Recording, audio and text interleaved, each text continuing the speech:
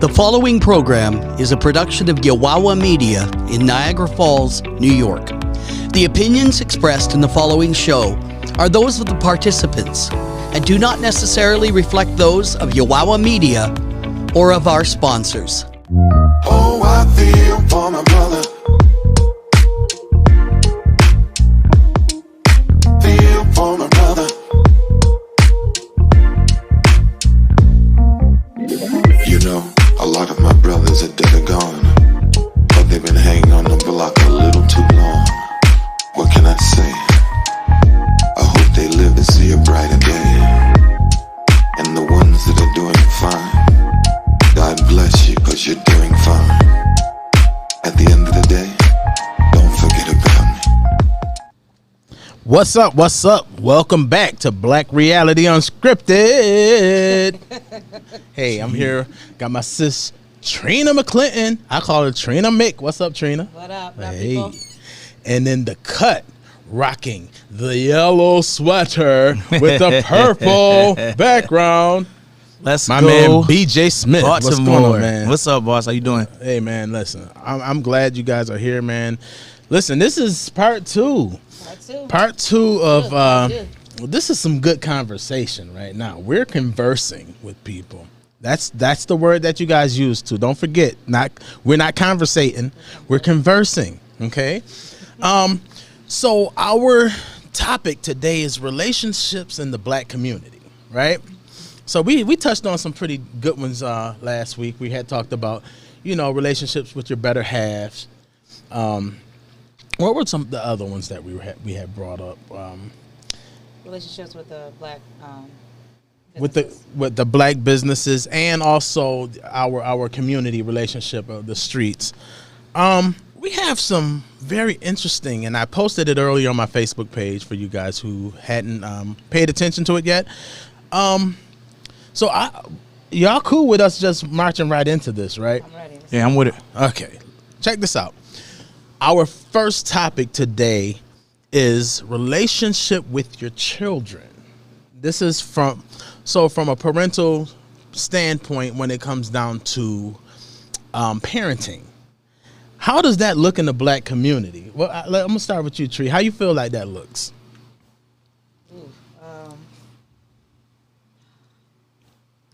How does it look in the Black community? Yeah. Well, you got to set an example. That's the foundation. Right. I'm going to fix this because I want to hear you. Parenting is the foundation of where these children come from. Right. So their actions and how they are in the community is a reflection of you. Right. So if you're not doing your job as a parent, then that shows to your kids. Right. Over there in the cut, B, what do you see? Like when we talk about, parenting in the Black community, there's pros and there's cons. The era that we grew up in, I think it's a little different than what it is, what it is today. Yeah. What's the difference that you see? Well, the difference is really these parents ain't too far much older than their kids. Yeah. So you see a connection, but the connection to me is in the wrong way. Right. Like you kind of see the parent more trying to be like they homie instead of Right. their parent. Right. So I think that's one of the things that I noticed though, and I think that that could be a problem when you Right. kind of got kids raising kids, Right. so to speak. And I'm speaking from kind of experience though, because I had my first child when I was 15. Mm-hmm. So obviously at 15 you don't know how to be a parent, but as you get older, like my oldest is 21, I'm Right. 39.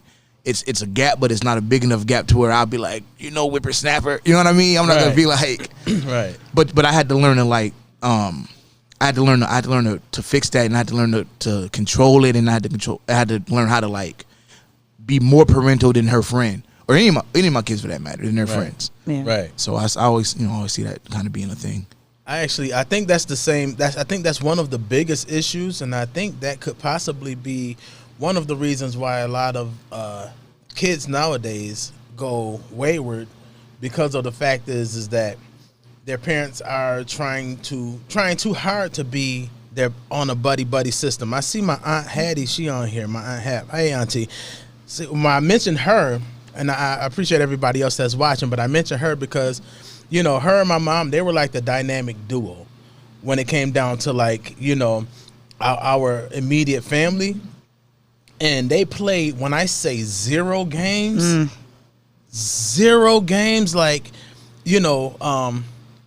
like it wasn't no getting away with nothing, and you got what you got. But I believe I was 22 or 23. I remember going back to my mom and telling her, "Yo, thank you for lighting me up the way you did." Yeah, because I see like a lot of my peers, a lot of them ended up in jail, or some of them ended up dead, or some of them are on the streets, like walking around like zombies now. You know what I'm saying? Yeah.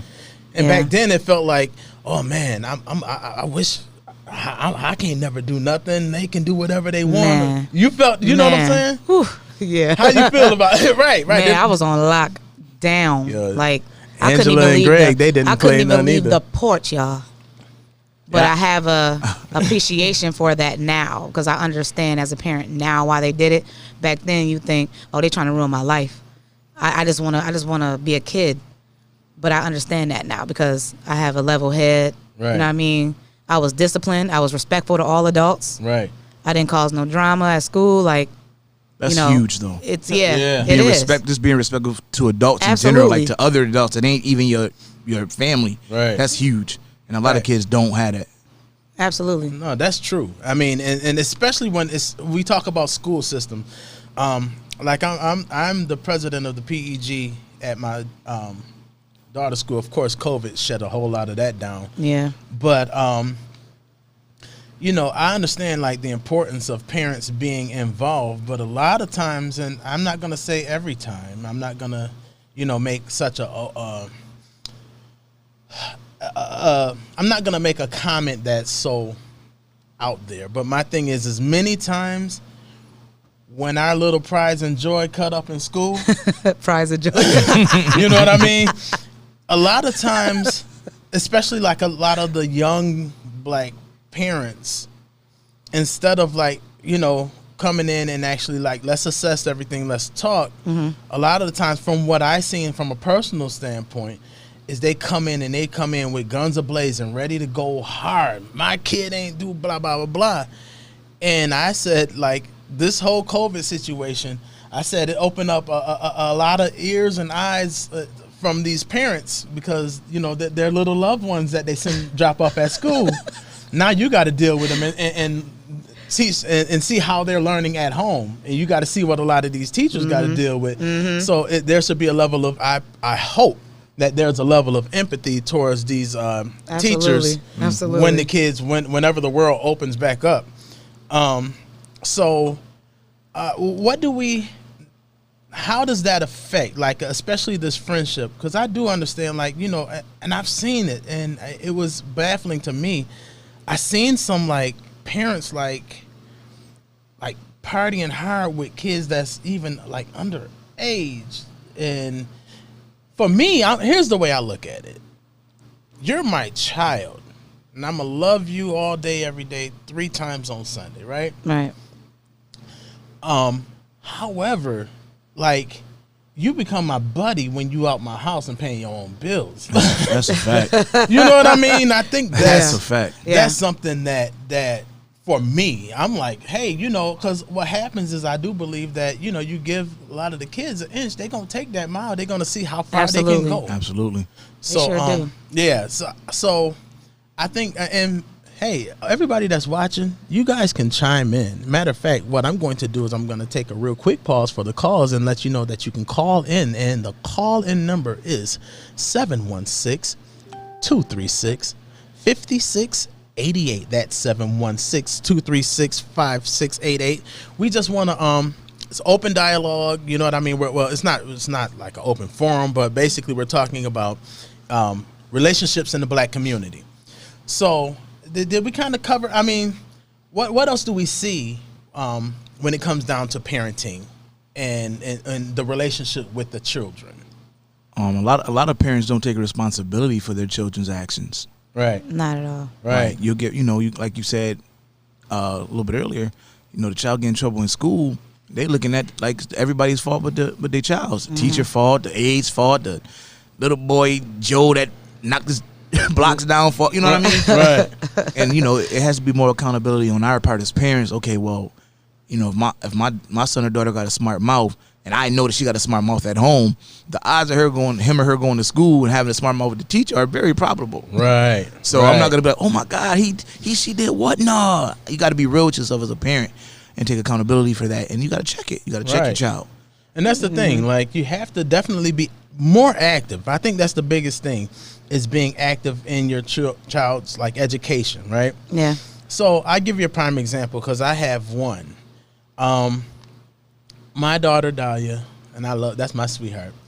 She used to be a chatterbox, right? And every now and again, I would get a little message or whatever. Hey, Dahlia was a little chatty today or whatever, and then she'd come home and I'm like, hey, yo, you stop doing all that chat and do what you're supposed to do, right?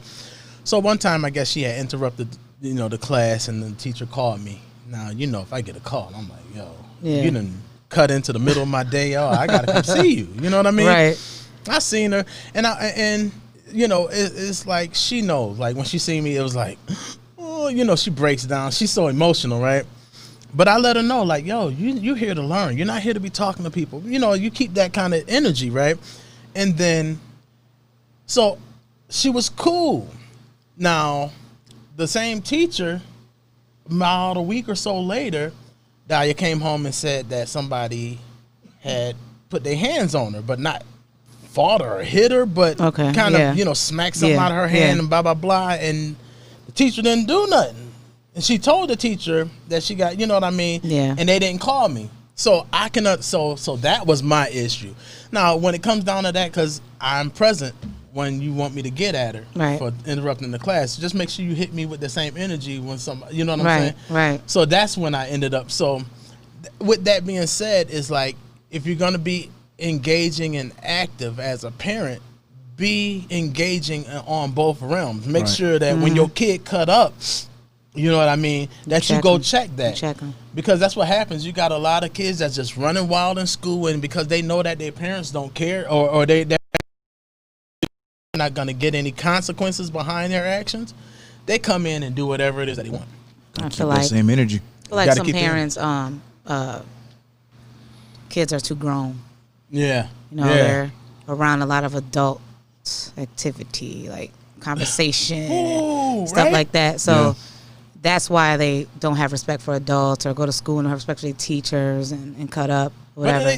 But they used to say when you was little, when you was in the room and there was adults talking. Stay out of grown folk business. Right. Go in your room. Go in your room. Yeah. Come on, man. Yeah. This is stuff. These are gems, and we dropping gems on some of y'all so y'all can like. My nieces are 20 years old. I got two nieces that are 20 years old. Get out. We talking. Right. Even 20-year-olds, get out. We talking. This is grown folk stuff. And that's the way it should be. But unfortunately, I think that when our kids get to a certain age, we feel like maybe we can't say that to them no more, or that they understand the concept that this is grown folk business, and they really don't. Like high teens, 16, 17, 18. Yeah. I think we give them too much credit. Right. Because they're not full-fledged adults yet. Right. But I think because they can drive or because they got a little job, I think that we kind of ease up off the brakes a little, off the gas a little. Yeah. And, get them full-fledged adult privileges. Full-fledged adults when you start paying my mortgage. Right. Right.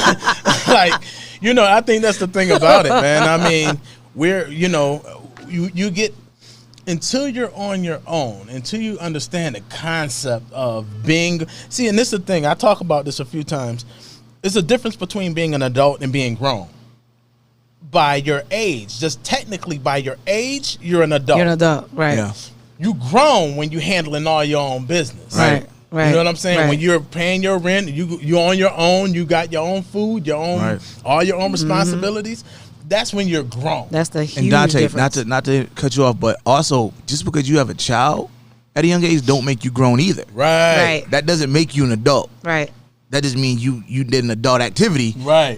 At a young age. At a young age. But that does not make you an adult. Right. You're still Not a at all. child and you have grown up to do. Absolutely.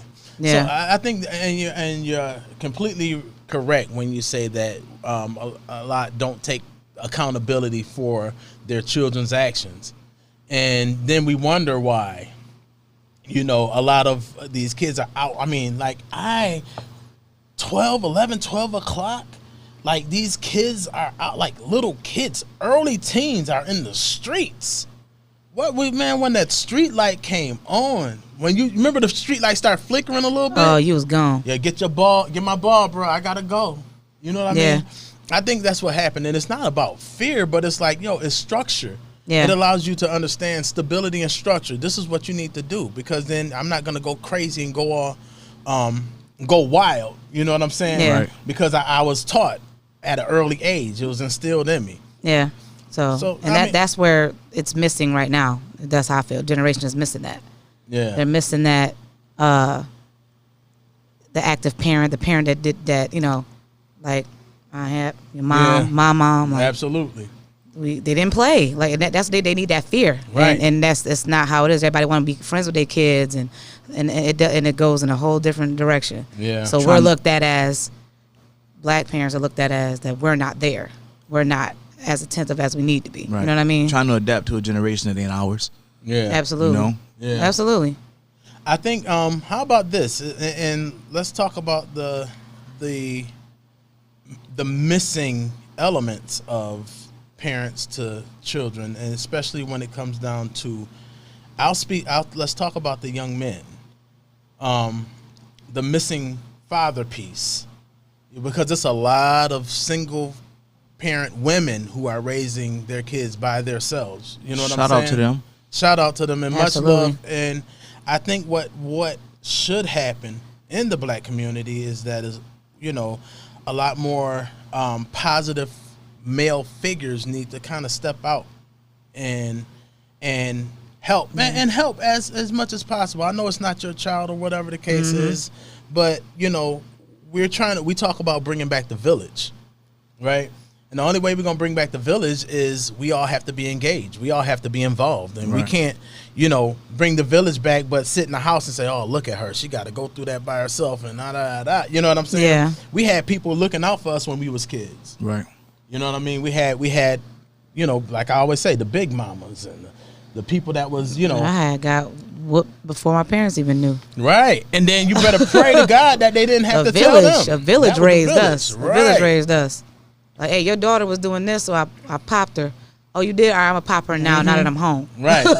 And we ain't like that. No. But then let somebody else. That was respect. Then we started to respect that. Yeah, and today somebody can say something hey, pull your pants up. Who told little Quay to pull his pants up? Who's little Quay? Right. I don't know. I'm just kind of coming off the top of the dome. That goes back again, though, to the generations, though. Right. Most parents that say that is usually a younger parent. Right. Like, you don't really see too many older age parents or matured parents checking somebody for checking their child doing right. wrong. Right. It's mostly like the younger parent. Yeah. Right. Yeah. So and again, like that comes from, and then you got to think though, how deep does that really go though? Like who raised them? Right. Like for them to be raised like that too though, Absolutely. So it's a lot of dynamics to that. To me, it's just a lot of dynamics to that. But to touch on like the whole fathers not being around, like I was raised. My mom raised me. I was a single mom. Mm-hmm. Like I was lucky though, because I had an amazing family structure. Right. I had uncles that was just amazing, that kept me active as a little boy because my mom used to go to work. So I was still with my grandmother most of the time when I was younger, and but I was lucky. But there are a lot of kids that aren't lucky that don't have uncles like I had, like we may have had, or structure. So they getting raised out here in these streets, or remember like we talked about last week, YouTube, or something like that. Right. You know what I mean? So you really got to look at the situation in the child, but it does stem from the parent, whether you're a single mom or not, or a single father or not. It really does stem from there. Yeah. But you can really only do so much as a single parent, either way it go. I mean, you can still instill the, what they should do. But to what degree though? If you working 40 hours a week and your child with somebody else the other rest of the time, it's hard to keep it consistent. Yeah, it's tough. It's tough. It is. It's tough. It's not easy at all. And you would hope that your kid will fall in line and do what they need to do. Right. But if you can't be there like you need to be there because you're trying to make the money to keep the lights on. Right. You know what I'm saying? Right. So that definitely, I definitely do understand what you're saying, BJ. Okay, so we're going to slide over to the next topic. Now, this next topic is relationship with your parents as an adult. Oh man. Can I go Go first? ahead. Go first. We're going to go to the cut. Mr. Smith. So this is the thing. When I was younger, like any other kid, oh man, my mom hates me. I can't stay out past 9 o'clock with my friends, or such and such can't come over, And like, you don't know why your parents is telling you no. You just think that they're the bad guy. Right. Well, I'm gonna tell you right now, once I got about 18ish, I had a whole different appreciation for my mom. Right. Like a whole different appreciation. Like I understood why she was telling me, you know, not to talk to strangers, or I can't go to such and such house because I don't know their parents. People was creeps out here, man. Right. You don't know who, you know what I mean? And so when I got older and I had children, and I started experiencing things in life. Like my mom's like my best friend. Like I'm going to her about things. My mom, my aunt, like I'm going to them about things that like they used to tell me I couldn't do back then, that I used to combat with them about. Right. Like, Yeah. and it makes sense. So I think when you get older, I think your relationship with your parents ultimately should get stronger. That's what I think. I know it's not the case all the time, but I think that ultimately as you get older and you start understanding where they were coming from and what they're trying to instill in you, that it should ultimately grow. Yeah, I concur. I literally concur with that, because you know, and that's how we always do. You remember the mumbling under your breath when you got popped? Shut your ass up out here. Right. Sure, I can't wait till I get 18. I'm up out of here. Right. Nah. We talk all that talk. Man, I couldn't say a word. I couldn't even make a face, or I got slapped. Yo, I'm trying to tell you, smack I your had lips to if keep you want. everything like. Yeah, you better keep that army face on. As soon as I went in my room, I used to get away with some things, but my mom wasn't having it. Right. She picked my up room, a it was sneaker home. and we was going at it. Yo, She was taking me down. Yo, I'm telling you, mama, I was 250. I can attest to this. Like, I remember this like it was just 250. I was 250 pounds, 5'11". Called myself cutting up at school. And my mom was, and the teacher said, Dante, listen, we're going to need you to cut it out. Stop being, because I was a class clown. That's what it was. I was just always joking and ribbing and talking. I was you know too, what I mean? yeah. And so in my little dumb head, I didn't realize that these people had my mom's work number. So he threatened to call my mom. And I'm like, Not at work. I was like, you go call her, right? Knowing that answering machine was gonna pick up. Yeah, go call her. Because Go in ahead. my head, they're gonna call her. home, right? I dare you to call her. Yo, listen, I leaned over to one of my boys. I was like, hey, man, she ain't even at home. Yo, he got on the phone. You know they had in here, down the hall, right down the hall. They had the phones in the room, right? Yo, he picked up the phone and said, could you contact Dante's mom? She's at work right now. And I was like, yo, let me tell you, the fear of God that was in my heart at that present time was beyond. So I'm sitting up here shaking, right?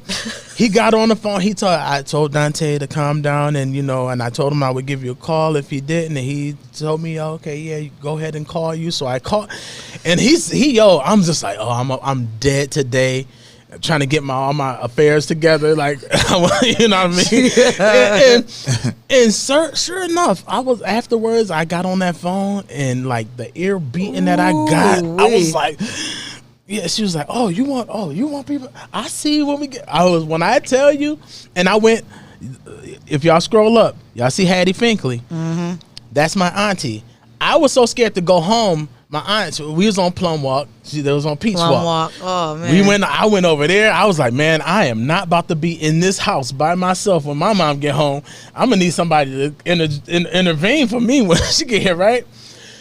Yo, her keys has a distinctive tone to them. Mm-hmm. She had a whole bunch of keys, and I just knew it was her. Man, listen, I was 250 pounds. I was pretty much my size when I was in that grade, right? 10th grade. Man, she came in, I ran. She scooped me up, picked me up. Ma, if you're watching, you can attest to this, and dropped me and tossed me on my cousin Valerie's bed and bow and listen, field day in that room. That's what they need now. Right. That fear back then, like your whole day was like messed up. Yeah, you can your whole day, your heart done dropped. Yep. You can't even focus on schoolwork. Come you on. scared. You don't even want to go home. You got a poo. Right. You know what I'm saying? Like, you got the bubble guts. Right. You like, man, I don't want to go home. I'm so scared because you know you about to get messed up. You about to get jacked. Know it. But that fear is there's gone. No fear. There's no fear. No fear now. That's the That problem. fear is gone None. because they know that they're protected, so-called protected. They know that, oh, mom, dad, you can't put your hands on me. You go to jail. Da, da, da. Listen, my mom, she was like this, 9-1. Touch that other one. Show me how bad you is. Push that one. Like, you know what I'm saying? It was like, Mom Dukes is like, and we just don't have that anymore. You know what I mean? Yeah. And so because people feel like the person that's supposed to be their authoritative figure, I think we didn't kind of jump back onto the. Yeah, but that's but it is what it is. Yeah. So again, but it shows the level of appreciation because of that we went through back then. Yeah. Yeah, I have such a high level of respect and honor for my parents, for my mom. Salute to you, Mom Dukes. Absolutely. You know what I mean? I'm gonna say that it's a lot of appreciation for how you grew up. There is situations where when you get an adult and you been through some type of traumatic or you've been through some issues with your parents back in the day, that when you get older and you start to think about it and try to understand as to why you are the way you are, you kind of resent them a little bit.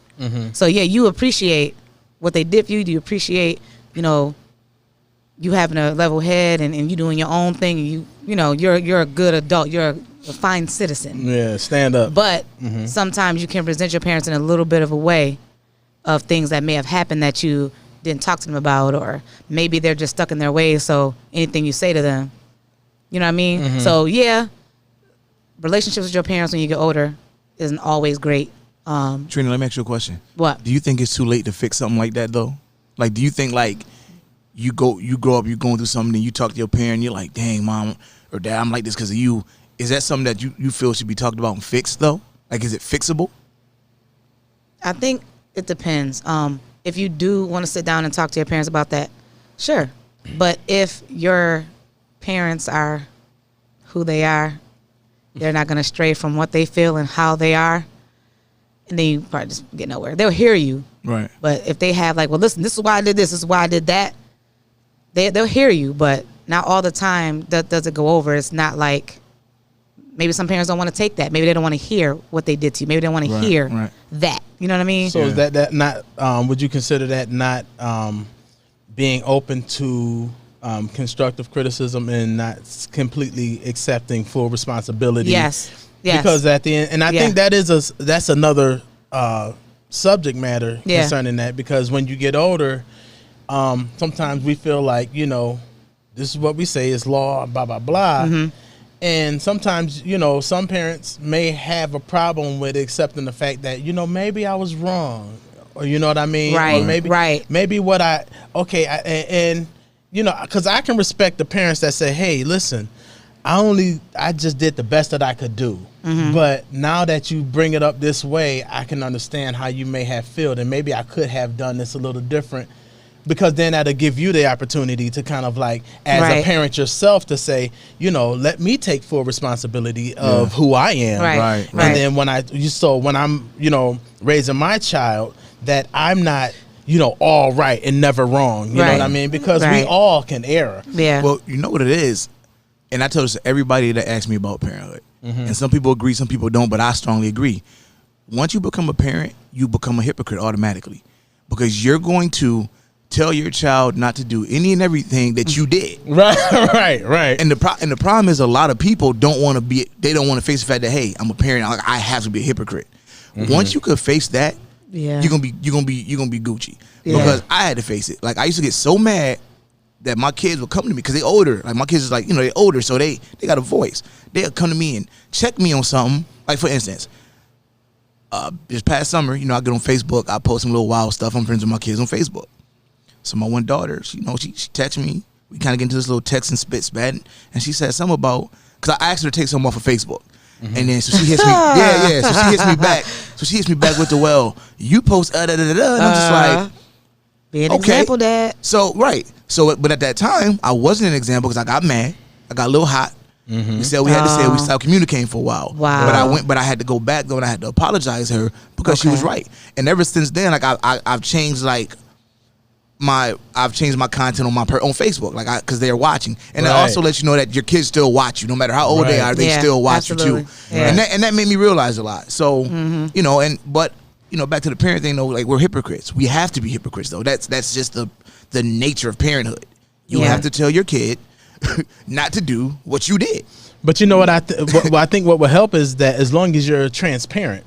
I think that because if you're transparent and you let your child know, listen, your dad used to do X, Y, and Z. You know what I mean? I'm telling you not to do this because of X, Y, and Z. This is the results that's going to happen. They never believe you though, because you're the parent. They don't believe they you. don't believe. You You weren't that cool to do that. Like you can't get nothing past me. I know what you're doing. You're sneaking. You can't get nothing past me. You're taking snacks in your room. You're on your phone late at night. You know what I'm saying? Like I've been there. So they don't like that because you on top of them. You know you used to do those things. Right. But I think that going back to what y'all was saying about accountability and realizing, okay, well maybe, you know, now that I hear what you're saying, okay, I apologize. Not all parents do that. Yeah, and that takes hard. It takes time. That is hard for you as an adult to heal from that if they're not trying to. That's personal growth. Yeah, and that takes, and that's, you know what, honestly, that I think is healing on both ends. Yeah. Because it takes a lot.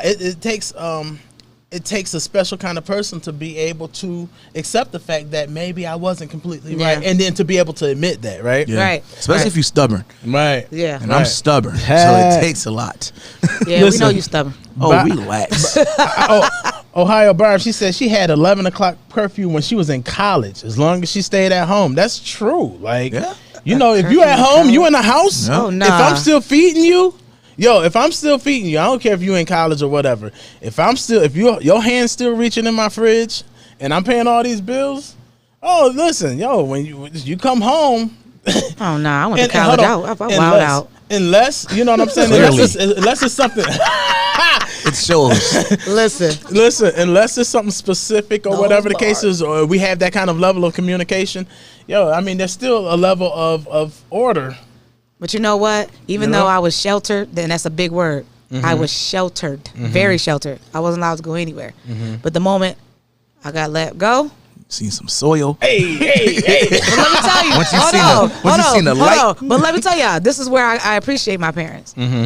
I went to college, stayed in a dorm with all these girls. You know, now the world, I'm in the real world now. Right. I was good. Right. I knew right from wrong. I had Christian background. I grew up in church, and that helped too. Right. So I was good. I didn't turn out to be, you know what I'm saying? I didn't have a kid young. I was, even though I was failing school, but I mean, at least, at least I had a good head on my shoulders, and I wasn't wild. But letting that bird free after having them sheltered for so long, you better hope they do the right thing. Right. I always had a problem with shelteredness. Like I always had a problem with parents that I feel or felt sheltered their children, because I feel like they don't prepare them for the real world. I feel the exact opposite actually, where you felt like you knew right from wrong. That's great, you knew right from wrong, but like, did you know how to like come against temptation? Did you know, like, I'm gonna call it street smart. Right. There is no street smart. No, there. There's no common sense factor there. Like, to me, there's no common sense factor. Because you're sheltered, so this is so new to you. Yeah, you know right from wrong. You know not to run a red light, but like, do you know not to turn your back when a guy offered to make you a drink? You know what I mean? Stuff like that. I'm not gonna lie. Like it was just things that I was exposed to that I didn't know. You know what I'm saying? Like, per se, but I'm sorry. I don't just no. Just this in general. Okay. Like if you are sheltered, if you shut up, if you shelter, right? But then you get exposed to stuff. You're like, well, what's this? And then your friends, it's another thing. Your friends ain't sheltered. They out doing all this stuff. They out getting pregnant. They out going to the club early. They out smoking, drinking. You just sitting here like, what y'all doing? So you get curious in a sense. Right. So now it's up to you. Okay, do you want to go follow the crowd, or do you want to just, be smart? Thank God I was smart. I really was. Right. But some kids ain't strong like that. Right. You shelter them. You don't teach them That's nothing. that toss up though, because they didn't experience stuff later in life. Yeah. And then to me, that's scary. Yeah. Like that Yeah. scares Yeah. me. Like I'd rather get the heartaches, the pains. I'd rather get out of the way early. So when by the time I'm 30, in my 30s, like when this started to happen, like I can handle it. Ooh, yeah, that's a good point. You like when that stuff happened to you, Yeah. you know that lasts a while. And when you're a full-fledged adult and that happened to you, and you've never experienced this and went through this, how do you function as a full-fledged adult like that? You know what it's like when you go through it when you're younger. How do you go through that, and why you got to go to work for 8 hours and take? You know what I mean? Like how do you? That's tough. Man, That's like the double-edged sword to in it. Canada. I wish I would have Canada, because my first party I went to, I was a little older and I didn't know how to dance, and I was humiliated. That's why you be dancing all the time now, huh? trying to make up for it. Making up for lost times, huh? I can do the cabbage patch now. Listen, I'm not gonna lie, y'all. Like I was in my 20s when I finally started to do what everybody else was doing. So yeah, I started the 20s ain't later. that bad. You was doing the though. WAPs. But You was doing the 20s WAP ain't that and bad, though. the Cabbage Patch. Yo, I started real late with hanging out, and I'm telling you, I didn't know what I was doing. Everybody was all comfortable. I'm sitting here like, what I'm supposed to do? Like, Right. I was in these streets from 15. I was out here. we already know Cisco. That's why I want to sit my ass down now. We know Cisco. I'm did it now. I'm good. I You want to dye sit your down. hair at Got it all 15. out of his system. Dye your tired hair now, at 15 man. to 16. Yeah, we know. I Weirdo. still do it. He's a It's red weirdo. now. I ain't went too far. Colin Ligamari, she said she would get popped with whatever was in her mom, or whatever her mom was holding when they got mouthy. She said a how- spoon, how it shoe, go. it don't Man. matter. You don't want That's to talk fact. about things that you got whooped with. Oh, That's a man. whole nother show. Ooh, I I know. bet you I got My top 3. goodness. Yeah, All right, what's listen. your top 3? No, me and my mom got to it one time. She grabbed my Air Force One. I'll never forget it. Straight up. You gotta man. My mom work all day. I'm really being a little disrespectful little team, man. Well, I think with boys it's different, ain't it? Especially with a single mom. Like, don't she gotta get more rough? I think You know what I'm saying? I think she felt that way, but by the time she decided to have to get rough with me, I was like grown. Yeah, no, So in my mind, in my mind, I was grown. Man, but I wasn't grown. after like 12 or 13, them slaps don't hurt no more. No, Right. right. That's why they So they graduate. They choke you. They graduate, right? Yeah. So That- when you get 13, graduated, like, you huh, get that'll hurt. Get the extension cord. Don't play. You know how Hulk Hogan get hit and he look at him and start poking up? That's how we was once our parents tried to hit us when we old. Like, you don't even hurt no more. Man, We poking you him just poking sit up there on like- him now. Listen, no. You So now get you gonna try to pick up a bike and throw it at Right. me? Like, nah, like, right. Tire tires. Listen, I'm telling you, because what happens is you still living under their roof. right. And listen, my mom them, they like, listen, I ain't scared of nothing that I birth. At the end of the day, That's I'm a gonna have to. fact. You're gonna have to graduate. I'm gonna That's a graduate. fact. You're gonna graduate to something thicker Yeah. until you know what I mean. And then when that hurts, you're gonna know not to do it again. And that's another issue. Cultural differences though. It's another because issue. this is black Yeah. households. Like Yeah, yeah. white households, they never really did that much like physical discipline though. Right. You know? Yeah. Right. No, So that's it's true. very different. Very. And so now you got to think to yourself like, what is that? What kind of mentality is that though? And like then that our folks like. and I think that And I'm not kind of against goes. it. I'm gonna be. I'll beat the hell out of one of my kids. Right, too. I don't care how old they facts, is. facts. But I'm just Absolutely. saying, like, Yeah. But I think it does. It's a- I it's think a- it goes back into a slavery Yeah, type it mentality. is. You do have to like look at it that way, because it's like the first thing in the black community we want to fight. beat, Right, bam. right. You know That's what I'm a fact. saying? That's a fact. Real quick. So I think let me put it this way. I think that would probably be another show. I think that probably would make a. Oh, they're gonna be mad. Yeah. Some people gonna be mad, but it's the truth. Yeah, but it's the truth. Yeah. I mean, It's the truth, and there's balance. There's balance Right. that happens with that, because kids can go a little crazy. So we're gonna slide over to the next topic. Yeah, we rolling here. We Yeah, rolling. we getting rolling. there. We Yeah, getting we there. rolling. Listen, the next topic is your relationship with your ex. Ex what? Ex baby Your mama. ex spouse, your Ex. ex baby mama, your ex baby daddy, your ex. Go ahead, Trina. Why? You just had a good face. Like I you know wanted that to was go a good ahead. face. Go I ahead, felt like Trina. you was. Yeah, it did. I'm sorry. I didn't mean to throw you under the bus, and well, I kind of drove. Go get him, champ.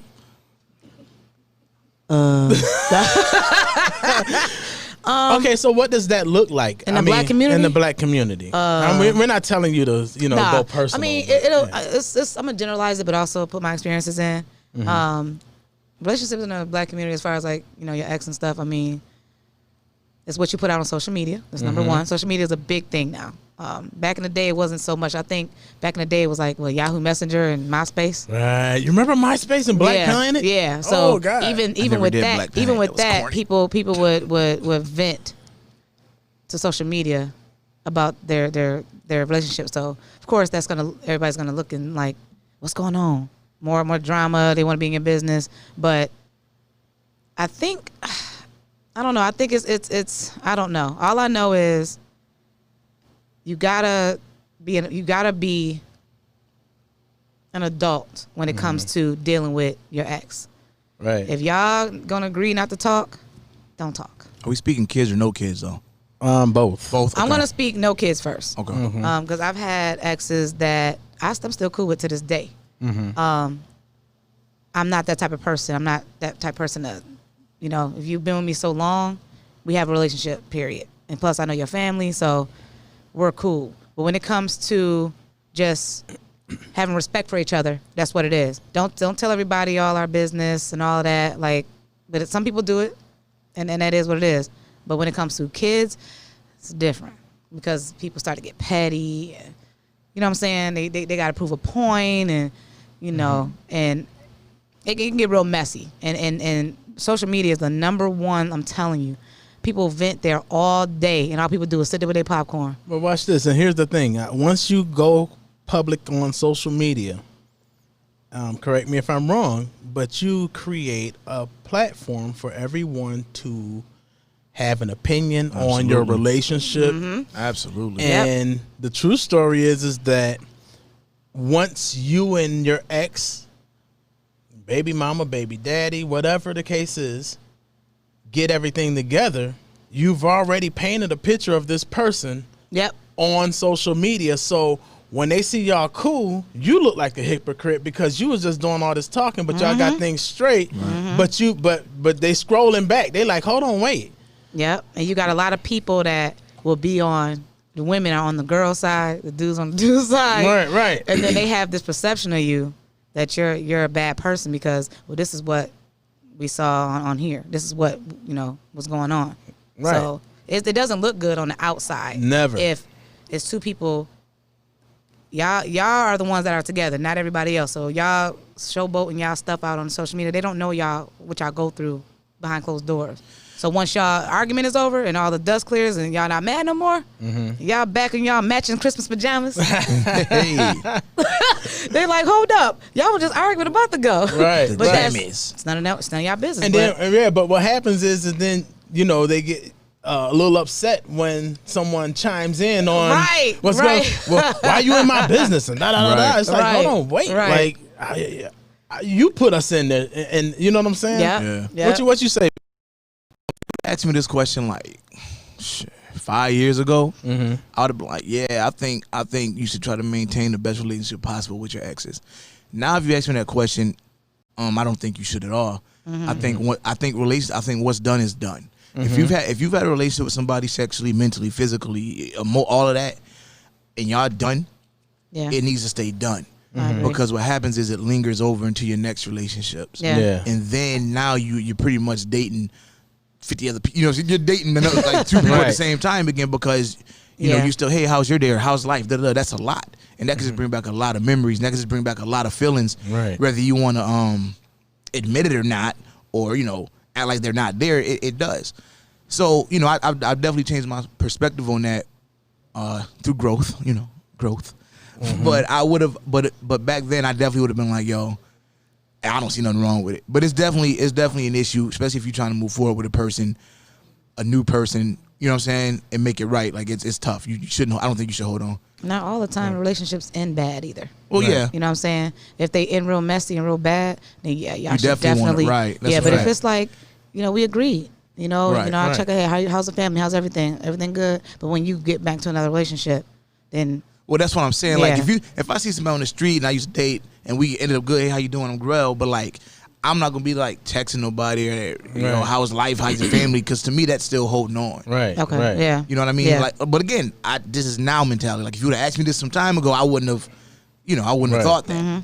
But it would I could see how it can get the other person upset though. Like I would be mad. Like why'd you text him or why she text you? You know what I'm saying? Like I could see that. But you know what? Like if you with somebody 20 years plus, like, and y'all didn't end on a bad note. You care about them. I get what you're saying. Yeah. You care about them. You know them. You know their family. Yeah. And ain't no bad blood between none of y'all. and that's just you, just as a person, just check how you doing, whatever. But if somebody passed or if there's something going on, you're sick, you can check up on them. Right. But I get what you're saying. If you're in a new relationship, that's probably not the right thing to do. But if you know somebody that long and they grew up with you, literally, that's true. hard to kind of not want to care for that person. Yeah, that's true. I agree with you on that. I guess you just got to use your judgment. I guess you got to use your better judgment, Yeah. But most people don't, though, and they try to still keep that bridge. You know what I mean? Right, right. Which, What'd you say, Donta? Well, I think that I agree. Mm-hmm. I agree, because what happens is you don't want to spark up feelings. Right. And what happens is you connect with somebody that you've been with before. It's natural. What's gonna pop up is you remember when we you know what I'm saying? Yeah. And then your mind goes a little deeper. Remember what you did with that whipped cream? Right.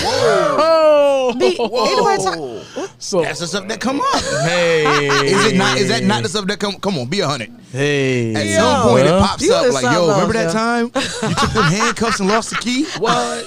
Relax, bucko. Yo, it's true. Listen. So, okay. That's hilarious.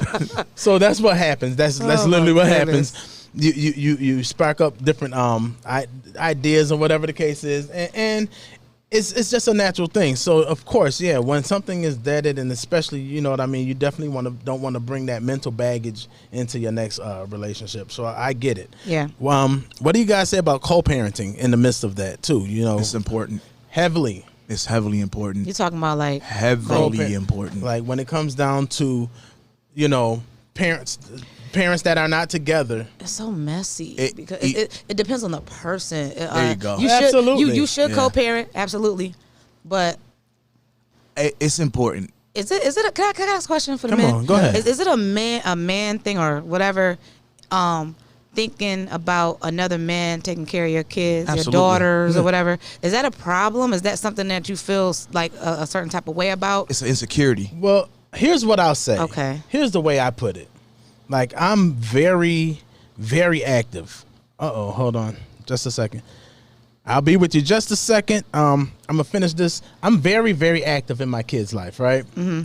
So, because I'm super active in my kid's life, anything that dad needs to take care of, I'm that guy. You know what I'm saying? Because when it comes available. Because I'm available. Right. Okay. But if I'm not available for my kids, I don't have a leg to stand on if another man is going to step up and do what I should have been doing. Yeah. You should, you know what I mean? So we're talking about the deadbeats. You know, the ones that are They not gonna feel available. way more. That's where the insecurity comes. That's what where I was the going to say about insecurity. That's You the should be a insecurity. deadbeat then. You should have stepped up before Listen, the new man came along, though. Listen, a real man gonna fight for his Facts. You know what I'm That's a saying? whole fact. Real fact. So my thing is it's not men don't just have a problem with another man taking care of their child.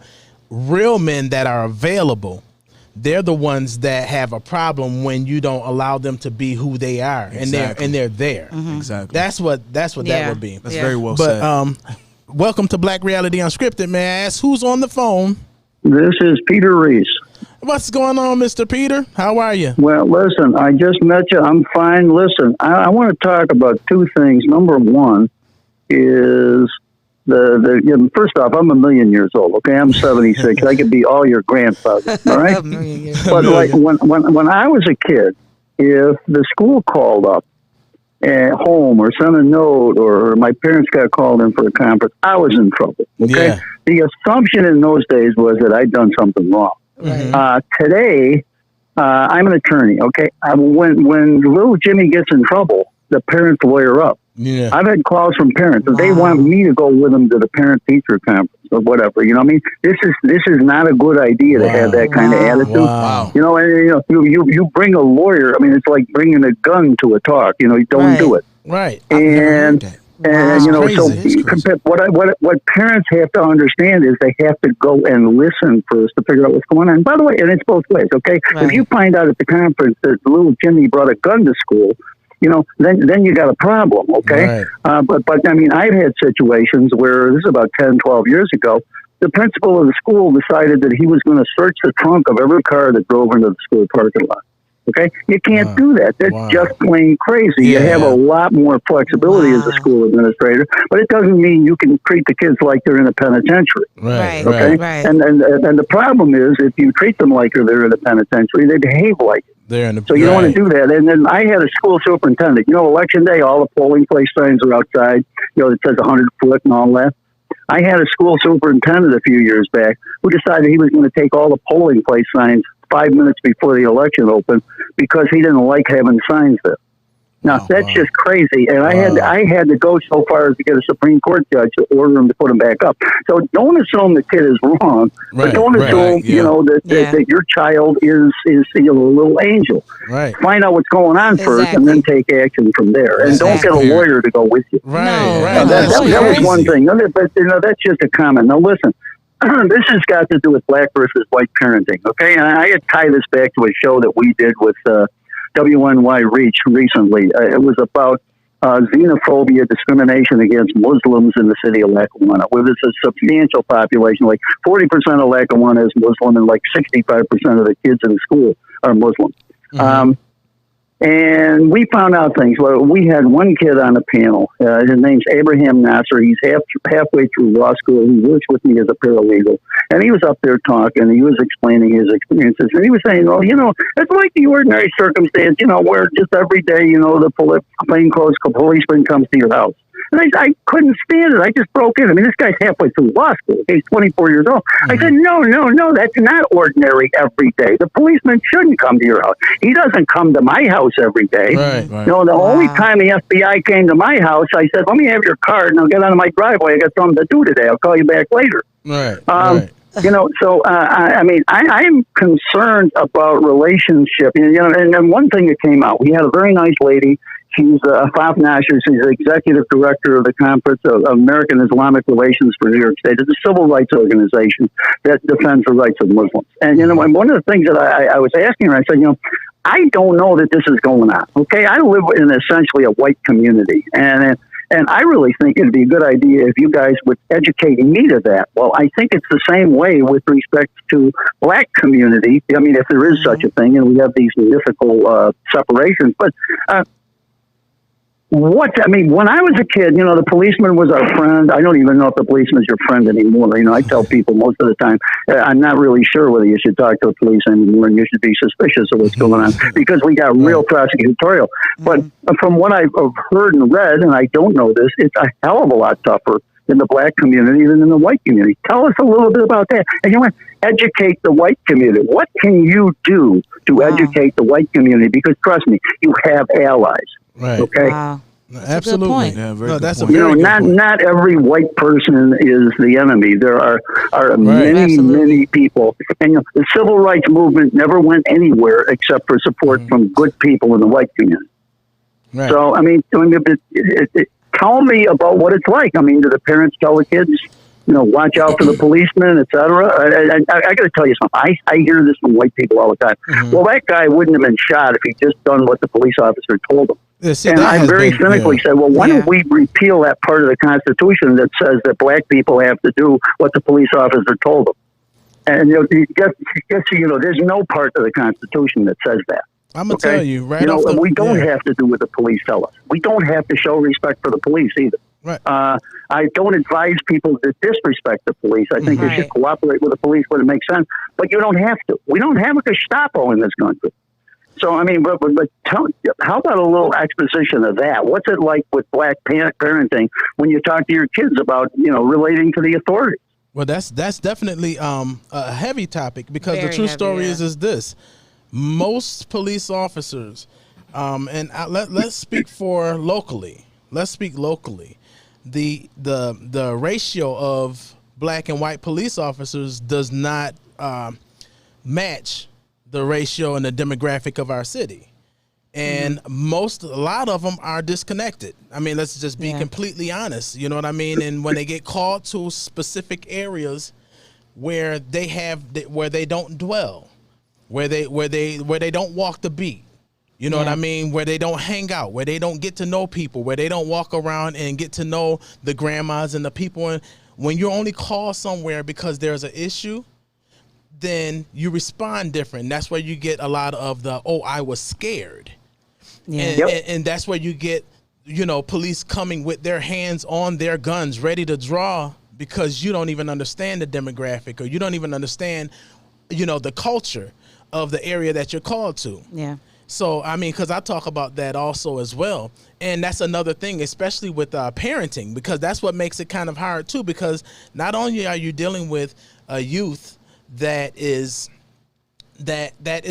become fearless and don't fear a lot of don't feel like they have consequences, but also you're dealing with another side of a system that's waiting for that to happen. Yeah. You know what I'm saying? That's waiting for a young man to kill another. Listen, I've seen in many cases, even being being a part of the peacemakers, where it's not the response time isn't all that great. You know what I mean? Niagara Falls, you can get from one side of Niagara Falls to the next in 10 minutes. Now, let me rephrase that. Let me not rephrase it, but let me just make it honestly a clear statement. Not all police officers, and it's because some people don't get common sense. Not all police officers, disclaimer, everyone who's watching, are bad people. Not the whole law enforcement. No. It is not bad. I not only do I have close friends of mine, but I've had experiences with law enforcement that was sweet. That was cool. However, I'm talking about the culture of our, local law enforcement and law enforcement that's around. So what happens is now you have to teach your kids that there's a level of fear. There's a level of, I don't know if my child is going, like, if you get pulled over, and I said that to a few of my white compadres, hey, when I get pulled over, there's a palpitation, a level of fear in my heart that you wouldn't understand. At all. You know what I'm saying? Because of the simple fact is that I don't know, and it's not over exaggerating, because guess what? On the social media, on this platform, on social media, from Facebook to YouTube to everywhere, we've been watching black people get slaughtered as if it was a sport. Yeah. You see what I'm saying? So no, absolutely. And just so you know, I am a Black Lives Matter advocate. I am not in favor of violence in the streets. I like the peacemakers, peacekeepers, by the way. They're my people, just so you know. Thank you, because sir. These are people who are well organized, decent. They say a prayer before them. I have been observing demonstrations and videoing or photographing them for 50 years. I started in law school. I've been a lawyer for 47 years, okay? And my goal, the civilizing effect of a camera and the accountability it brings is wonderful. It calms down the police and the demonstrators. Right. My goal always is no one gets hurt, no one gets arrested, and I get to go home or out for a beer afterwards, okay? Absolutely. Now, I don't want to spend till 3 o'clock in the morning bailing people out of jail. By the same token, I'm a civil libertarian, and I believe that people have the right to assemble peacefully and demonstrate to change the government. Because if we can't do that, we can't do anything. So I want to make sure that the police respect the rights of the people who want to demonstrate. Right. And in general, the BLM movement has been very, very good. There are some elements that, quite frankly, they bother me. And a lot of these people are too arrogant to listen to, what they ought to be doing different. But I'm going to tell you something. There's one guy. I call him Hockey Stick Guy. This guy's been out in the BLM in Buffalo. This guy plays defense. He was out there with an aluminum hockey stick, okay? And he made sure if there was somebody causing trouble, he was cross-checking. He was playing defense and protecting. And I saw him a couple times, and I said, I'll tell you what, how about if I buy you a lacrosse stick to play? Because that way, like somebody could say, oh, you can poke somebody in the eye with this hockey stick, but with a lacrosse stick, nobody would worry about that. And he said, well, that's not a bad idea. You know what? Kid, next time I saw him had a broom. It was even better. I mean, who's going to accuse him of, carrying a lethal weapon? He's got a broom. And this guy was doing the right thing. He was playing defense. That's what you do. Right. You don't go out and beat the hell out of the other guy. You play defense. You keep things quiet. And the First Amendment says we assemble peaceably. We got to do that. If you bring a gun to the demonstration, I don't think that's assembling peacefully. But, I actually think that maybe there ought to be a show that's an explanation about this. And I think there's a level of hostility difference between black community and police in Buffalo than there is in Niagara Falls. I know Buffalo better than I know the Falls. Yeah, I think the cops in the Falls get along with the community better than they do in Buffalo. How much? Okay, I really do. I don't know, but it'd be a good idea, to have a few people come on and say something about this because, well, you know what? We got cowboys on the police force in the city of Buffalo that cost the city millions of dollars in judgments already, and I swear to God, we got guys that just can't wait to get a shot at a black man. Okay. I think they'll do anything to get a clear path and a clear reason, an excuse to shoot somebody. I don't need that. I don't need them on my police force. And by the way, they don't live in the city ever either. Right. One thing I will always say, and I believe that it could, this works for both sides on both sides of the fence.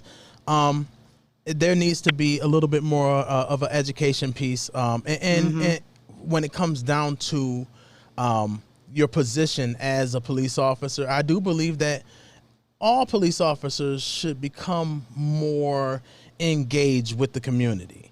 I believe that walking the beat, not to, because police officers, one thing that I will say, and I've had the conversation with our previous chief, that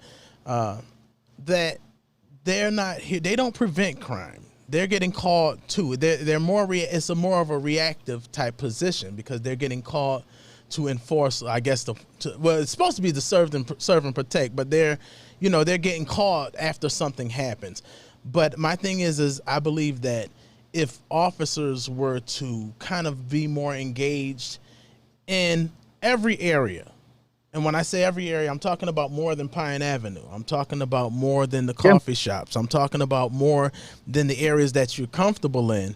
But I'm talking about be more engaged with the whole city. I'm talking about bring a couple of cars and hang out on 19th and 17th and Midtown and the North End, and not just to try to provoke fear in the hearts of the citizens that's there, but actually to build a relationship with those people who live there. Because guess what? If you feel that these are tough areas, I'll give you a prime example. One time in City Hall, and I will leave his name nameless, but one of our city councilmen decided to say, I guess, imply that one of the police officers, he was upset because one of the police officers life was put in danger, and because his captain made him walk the beat on 19th Street because he didn't have the correct uniform. Yeah, no, that's idiotic. Let's face it, that's idiotic. I was just going to say, you know what? And they got to get out of those cars occasionally because there's a long distance between the windshield and the people living there. Right. And by the way, on the prevention versus collaring the perp, I think that all police emphasis today is on collaring the perp, and that bothers me because let me put this to you. I don't care if the cops catch and prosecute the guy who kills me.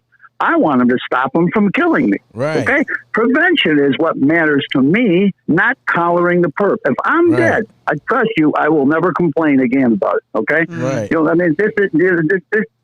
We don't have enough emphasis, it appears to me, in modern policing on prevention of crime. Right. Well, you know what I'm gonna tell you, and that's one of the reasons why we do what we do as Niagara Falls. Well, I'm gonna say as peacemakers, period. But what we do as Niagara Falls peacemakers, because we believe in being more proactive than reactive. So we engage the community, and that's why I say that engagement is the most important factor when it comes down to restructuring the community. And changing the climate of what our community looks like when it comes down to relations between law enforcement and the community and the community people.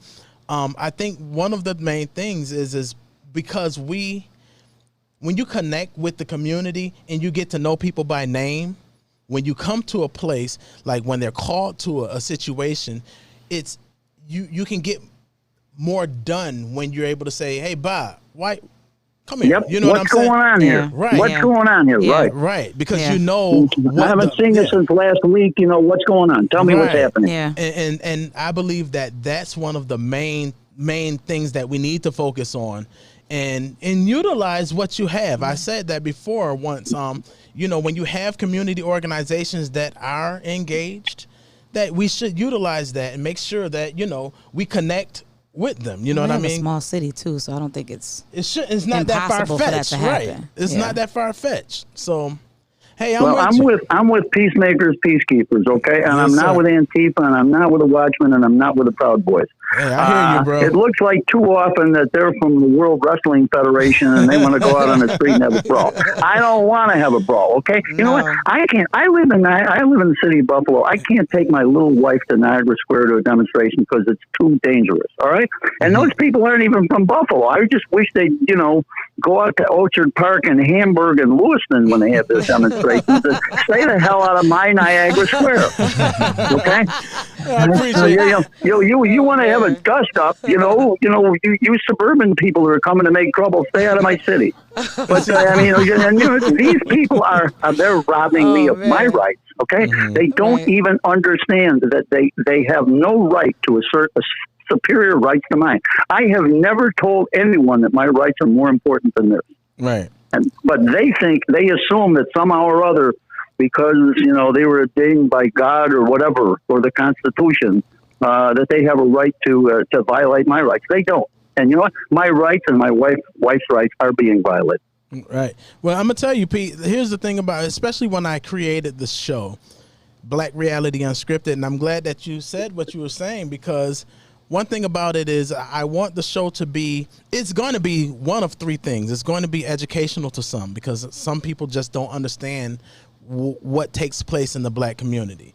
It's going to be uncomfortable to some, because, some people know what led to a lot of, like the oppression and a lot of the things that, kind of like the whole redlining and all of the other things, that obstacles to success that have been placed in the way when it comes to a lot of black community members.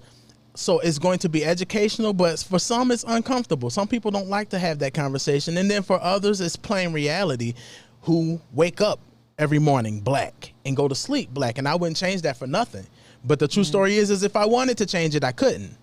And we still have to deal with the reality. So absolutely, we're and I believe that that's something that we definitely want to do, educate the masses on what community is like, you know what I mean? And it helps, because I do believe that we have allies, and I'm not one that's stuck so far on one side that I feel like everyone's against me and everyone's against my kind, or whatever the case is.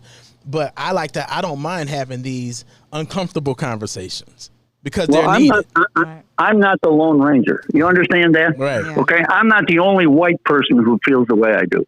That was a great question. And there are plenty of allies out there. They need to be educated and engaged. Yeah. And I think that that's possible. They're very welcome. They're very welcome. When it comes down to Black Reality Unscripted, they're very welcome. It's not only for black people, but what it is it talks about the whether it's the black struggle, but then it's also a positive. It's so much positivity that happens within the black community, and that's why we do. I mean, of course, we're going to end up doing a part 3 and probably 4, because we still have. But I will say this prepared for this topic. But this right here, absolutely. it's real, because this is stuff that we have to go through on a regular, and sometimes we have to just shine a light on the issues that we do have, but also talk about, the good things that happen. That's why I had this, the black business owner, one of our co-hosts here, Mr. BJ. He runs the Game Heads United, got over 14,000 followers, and he has his own brand, and he does, and they have one of the dopest, conglomerates, you know what I mean? With the Legion. Those are my people, but they're doing their thing, you know what I mean? You have a lot of black business owners and things that that all gets so right. That's positive, but you know what? It gets so swallowed up into the negativity that's placed on the black community, or the black neighborhood within the community. Let me put it that way, because we're all one community, but certain neighborhoods get so neglected for so long that, we have to shine the light on the positivity.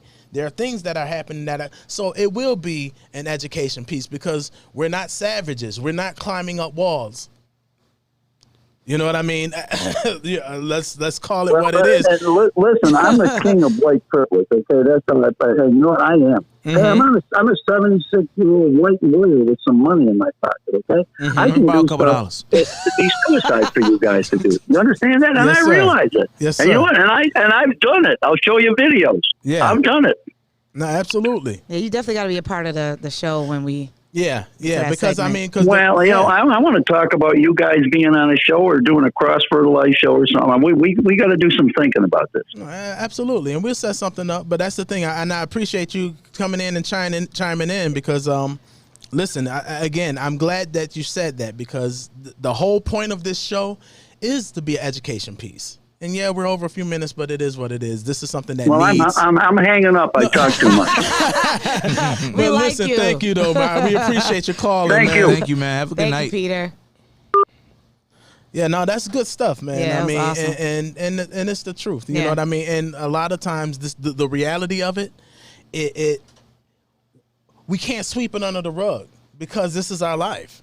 You know what I mean? And this is, again, I fight for my kids. You fight for your children. Absolutely. You want to leave this world, you know, your community, you want to leave it in a better place. You want it to thrive. You want it to be healthy. You want people to, you know what I'm saying? You want them to have a future. When you're looking at what the United States look like today, it don't look good. I can't die. Donta can't die right now because I'm right now. I don't know what I would do. Like I can't. My kid's future right now in this country don't look all that good. You have a purpose. You know what I'm saying? So my thing is Yeah. that we have to change that, but you can't. You got to stop being scared as a people. Yeah. To tell your truth. You know what I'm saying? Stop talking to your exes. Right. and that's another thing. You know, we gotta stop going like the crab in the barrel mentality within our people. Yeah. We have to break that. That's such a curse. When you see people that look like you moving forward, lift them up, man. Like lift them up and support and show love. Because what happens is we find ourselves throwing daggers so much at each other. You know what I'm saying? Instead of, you know, building up. That's the only way we're gonna get the community back. That's the only way we're gonna get the village back. You know what I mean? So this conversation can go so far, and for another hour if we did, but I'm not gonna do that tonight. It's so much we ain't. We still. I'm telling you, we still deep. got like that stuff. We ain't even touch on that. We didn't even touch the surface of what we were gonna talk about. But Please, I would say this: share this video when we're done, and definitely meet us back here next week. Because we have a lot that we need to talk on. These are some great talking points. Thanks, Pete. I appreciate that as well. Because, again, you know, sometimes you wonder if you do have allies. You know, you wonder if does anyone else care? You know what I mean? So, shout out to Pete. So, you know, we already been here last week. So I'm just going to say, hey, meet us here. We're going to have the same cast here next week. I'm invited back. Yes, Yay. sir. Look at that. Yes, sir. Wait, now you gotta keep in mind now. If that Raven game come on next Sunday in this evening, we're gonna have to, you know what I mean, figure this out. Bruh. you know what? saying, you know man. what? Just stay home. We'll find somebody else. Oh wow. Oh God, there it is. You see? Because all I want to deal with the aggravation. Like, And why? If your team was in this, you wouldn't be saying this. You probably wouldn't be here right now. I would be watching. I'll be watching it right here on this little thing right here. Liar. You liar. Oh my God. So listen, for Black Reality Unscripted, we're so glad that you guys joined us today. Thank Meet y'all. us again next week. Same bat time, same bat channel. You That will about be to get at- sued. Oh, I know. Hold on. You That gonna was take not that one my back? line. That was not my line. Excuse me. Yeah. I do so- not own rights to this statement. I do not. Just for entertainment purposes. Right, just entertainment purposes. So for my man over in the cut, we have Mr. BJ Smith. We Peace have out, guys. my sis here, Trina McClinton, your boy, Donta D. Belly. Holla at you. I'll see you again next week, 5 o'clock p.m. Tune in sharp. Be blessed. Bye.